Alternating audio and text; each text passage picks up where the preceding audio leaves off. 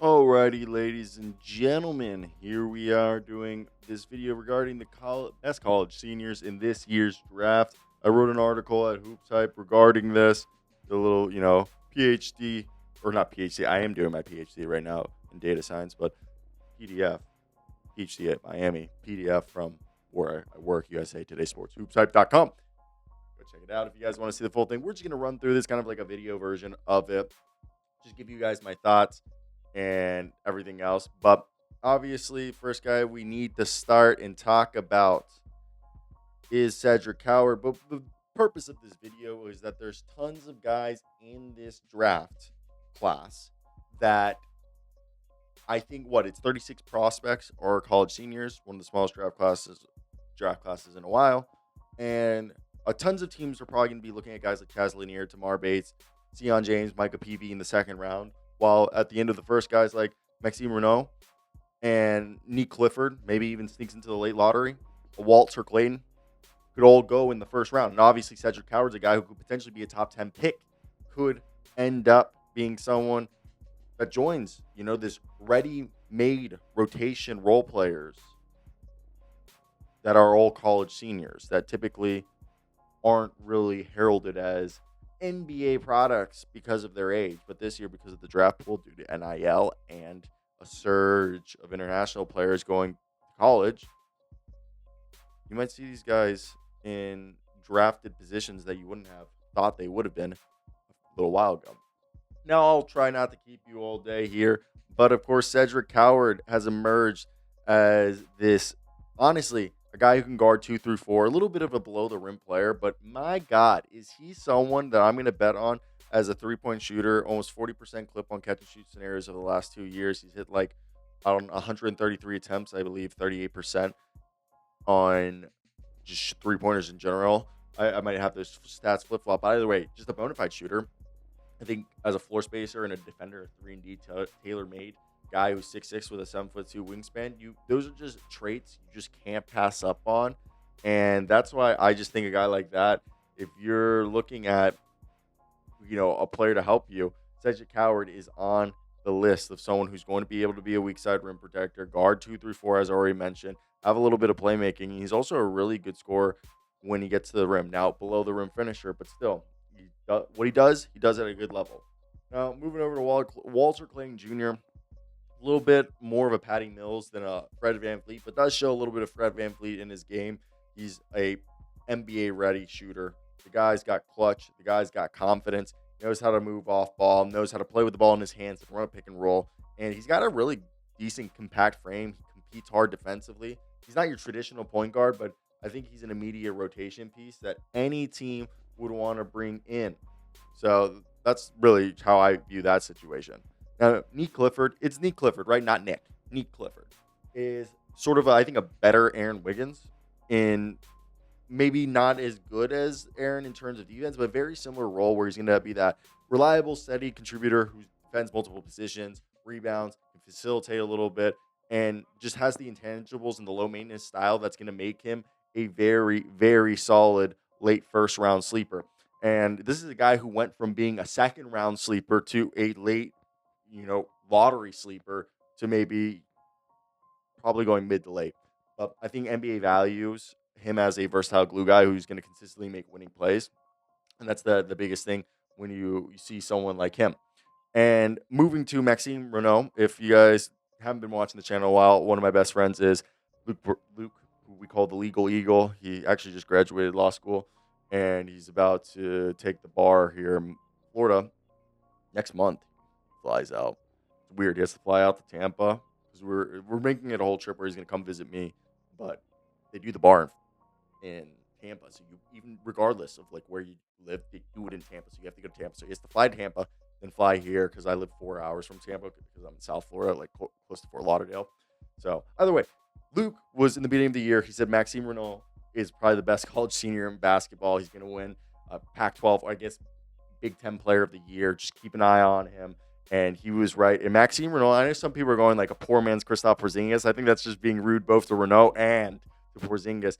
Maxime Renault is just a 3-and-D in terms of a really good 3-point shooter, a great drop coverage big who's an excellent rebounder, who's also an underrated passer out of the elbow and low post. He's just kind of a competent basketball player, comes from a French background. He's from France, and he grew up in that kind of system. So he's someone that I believe, as we've gone further in this draft cycle, he's not really slept on anymore, but somebody that people really are betting is going to be pretty good.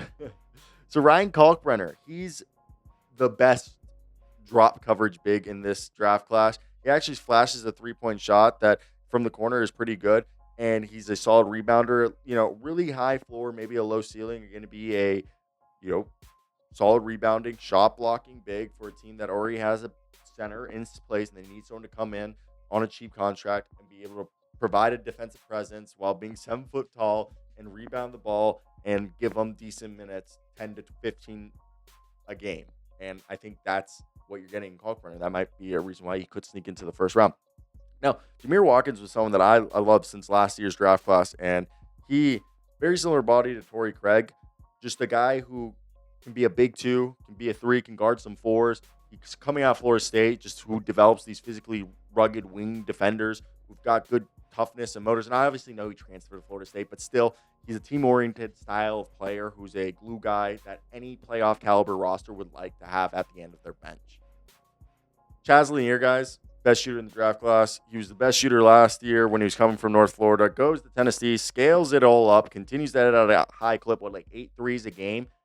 Come on, that's bona fide shooting. Like, he's such a good shooter at 6'4", 206 pounds that somebody might take a flyer on him at the end of the first or the beginning of the second. Just a really, he just has a skill that it's going to translate. It's going to translate, regardless if you believe it or not. Zion James came from Tulane to Duke, and when I spoke to him at the combine, he was telling me how he actually grew up and played most of his career as a point guard. And so going to Duke and kind of being like this glue guy who, obviously he's not a known marksman, but he shot really well this year from 3, almost 40%. Is able to get to the cup, is able to shoot the mid-range, is a facilitator, will do all the gritty stuff and the stuff that doesn't show up on the stat sheet, and it's just tough. And those are all just intangibles and skills that teams are looking for, just things that you can't teach, and just having the inherent ability to win is, I think, an underrated skill. Now, Cam Jones is someone that I've liked all pre-draft, and it's like the further we got in the pre-draft, people have kind of let him fall under the radar. He was a guy who was a combo guard alongside Tyler Kolek, and Tyler Kolek leaves, and they make him the point guard, and he, obviously, I think his 3-point shot took a hit due to that because he was a bit more on ball, but he thrives as this microwave scorer who's a great off-ball deep shooter and plays with this confidence. And as a result of Tyler Kolek leaving, he had to become the team's point guard. And obviously, I don't think he's a natural point guard, more of a natural 2 guard that can be a secondary facilitator with a little bit of, some point guard chops. But obviously, the defense is questionable with him and a bit of a turnover prone. However, I think he's more of a bench spark plug that is intriguing as a second-round target due to his scoring upside. So that's the biggest thing with me right there. Kobe Sanders, baby. I think he's a huge sleeper. I just did a feature with him. Great guy. I've been watching him since Cal Poly 6'8" with an almost 6'9" wingspan. He's a guy who grew up as a point guard and then kind of went into this hybrid role at Nevada, where at the end of the year they were having him play a little bit off ball. And I think he's a Swiss Army knife who can play the 2 guard, who can play the 3, can guard 1 through 4. He was guarding guys 94 feet at Cal Poly. He brings a little bit of playmaking, defensive switchability, strong basketball IQ, and he's shown that he can reliably knock down threes, and he comes from a really good basketball lineage. So I just think he's going to be someone who could be a plus defender in his rookie year while also being a sneaky first-round pick by a team that might need a player of his caliber with size at the 2-3 position. Now, Janai Broom is a little bit of an old school 5, who's in the body of a 4, moves more like a 5, but the physicality of rebounding 3, he's shown a little bit of a 3-point shot, even though, the percentages are rough. At least he's shooting it, and he's a rim protector. I think people will see this guy as a reliable backup big who brings the energy and relentlessness that you want on every possession, and he's been productive everywhere he's gone and has won everywhere he goes. So I just don't think those are things that are unteachable intangibles that you got to at least give credit when credit is due. Now, next up, Kobe Brea, who could make an argument with Chaz Lanier as one of the best 3-point shooters in this draft class. Kobe Brea is literally a marksman. He's going to come in. I've said this repeatedly that he could be the guy that, obviously not the defender that Jalen Wells or athlete that Jalen Wells is, but arguably just as good as a shooter, maybe better. That yes, he won't generate offense himself, but if a team envisions him as an immediate floor spacer in their 10-man rotation, he can fit comfortably into an established rotation. Now, defensively, I think he's limited, especially due to his mobility, hampered by the steel rods that were inserted on his legs as he had stress fractures after his rookie year or freshman year. But I think the shooting ability with size at 6'6" gives him the potential to play Jalen Wells' role for a team. Tamar Bates was somebody I fell in love with at Portsmouth. He's 6'5", kind of like a Kemp Bazemore type 2-guard swingman who's just been climbing up the boards, who can, shoot off the catch, shoot off the dribble. Is a guy who can, be a secondary playmaker and facilitate the pick and roll or find the open man or really start a transition and go coast to coast. He's got a near 7-foot wingspan and has the ball handling skills of a guard. His ability to get to the cup and also defensively, dude, on the perimeter, he's a pest and he can actually be a weak side rim protector at times. I just think Bates is the type of guy who plays with an energy and a motor to be a bench scorer who has some meaningful upside as a two-way playmaker, a potential hidden gem in my eyes. Now, Elijah Martin, 6'2", 210 pounds. These are the type of guards that people who really, really are looking for, those defensive type of players who have an edge and who are going to gut through it. I think Elijah Martin is that type of player. I don't know why. Obviously, a little bit smaller, but gives me very much Terrence Davis vibes. Obviously, he's a significantly better defender than Terrence Davis and maybe not as good as an offensive player, but he has this scoring punch, defensive intensity and clutch style of play that I think anybody who wants a winning player, especially if a playoff team prioritizes him as a two-way guy that goes undrafted, I could see him making a roster that way. Now, moving to Micah Peavy, shout out my boy Rich Stamen, who is part of the agency that represents him. I actually like Micah Peavy. I think he's kind of a very similar player to Kobe Sanders. I think Kobe Sanders is a little bit more skilled offensively. I think Peavy could be a little bit more skilled defensively. I think Peavy is his defensive switchability. He can guard 1 through 4. His size, motor's insane. The guy never stops hustling. Yes, he's still figuring it out offensively, but he's shooting well. He's got the ability to guard multiple positions and understand how to play off ball is huge. I think that's just the type of,